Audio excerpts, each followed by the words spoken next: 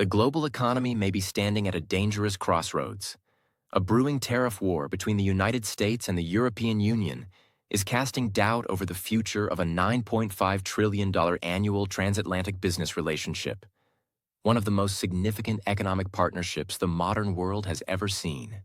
On Monday, the American Chamber of Commerce to the European Union delivered a stark warning.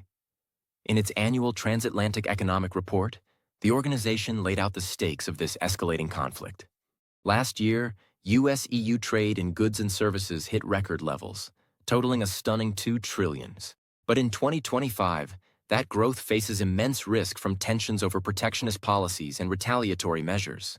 What began with tariffs on steel and aluminum has quickly spiraled into a game of economic brinkmanship, with US President Donald Trump threatening to impose a staggering 200% tariff on European wine and spirits. The European Union, meanwhile, has vowed to strike back with force. The question now is not whether these tariffs will have consequences, it's how severe they'll be. Already, the American Chamber of Commerce has stressed that transatlantic business is far more than trade.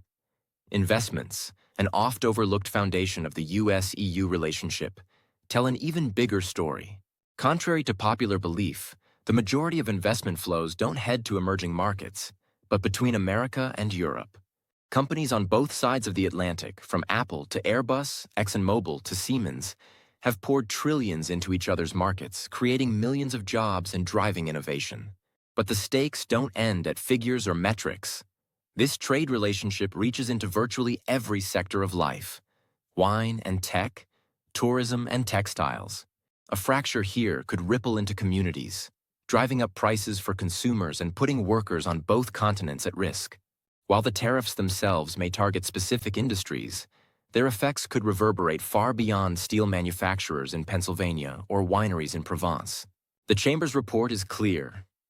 2025 could be a year of both opportunity and risk. There's a chance for Washington and Brussels to find common ground, to preserve and strengthen the partnership that has sustained so much prosperity. Or these disputes could escalate, plunging the relationship into a downward spiral with no easy way back. One thing's certain: the $9.5 trillion transatlantic relationship isn't just a headline, it's the backbone of thousands of businesses, communities, and livelihoods. Will cooler heads prevail? Or will economic tensions drive the world's biggest trading relationship into uncharted waters? The future is unwritten, but the choices made today will shape it for years to come.